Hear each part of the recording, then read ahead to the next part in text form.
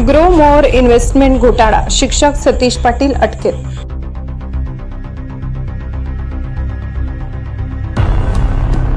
Pimpalner Maharashtra grow more investment private limited कंपनीच्या माध्यमातून शेतकऱ्यांची फसवणूक केल्याप्रकरणी पिंपळनेर पोलिसांनी स्थानिक शिक्षक सतीश पांडुरंग पाटील यांना अटक केली।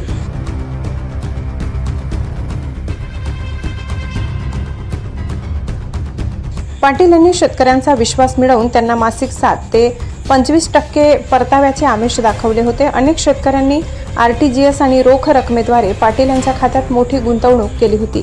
काही काळ परतावा मिळाल्यानंतर व्यवहार थांबले आणि पैसे परत न मिळाल्याने फसवणुकीचा प्रकार उघडकीस आला। या प्रकरणी पिंपळनेर पोलीस ठाण्यात गुन्हा दाखल झाला असून पुढील तपास आर्थिक गुन्हे शाखा करत आहे। ही घटना ग्रामीण भागातील विश्वास आणि आर्थिक असुरक्षिततेचे गंभीर उदाहरण आहे। ब्युरो रिपोर्ट पिंपळनेर सह संपादक अनिल बोराले। मी मधुकर बुधा सोनवणे, मुक्काम पोस्ट देशिरवाडे, राहणार देशिरवाडे, तालुका साक्री, जिल्हा धुळे।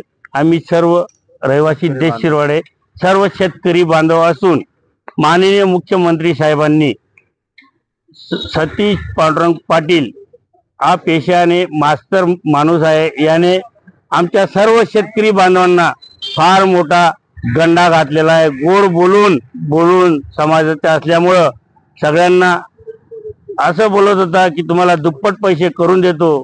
पण सगळ्या समाजाचे लोक आहे, तो नातेवाईक आहे, माझा भाचा आहे, चुलत बहिणीचा मुलगा आहे, म्हणून आम्ही विश्वास ठेवला।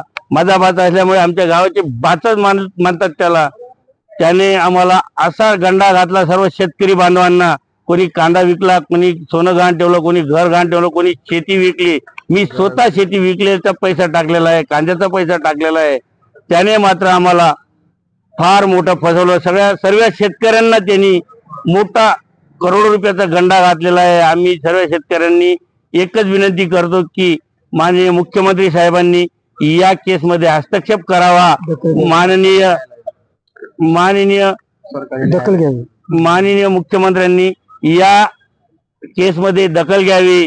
त्याला 1 ते 5 या तारखेपर्यंत न्यायालयीन कोठडी मिळालेली आहे, पेशी मिळालेली आहे। सतीश पांडुरंग पाटील हा पेशाने शिक्षक आहे, याने फार मोठा घोटाळा केलेला आहे। तो घोटाळा कोणाकडनं केलेला आहे? सर्व शेतकरी बांधवांच्या पैशांनी केलेला आहे।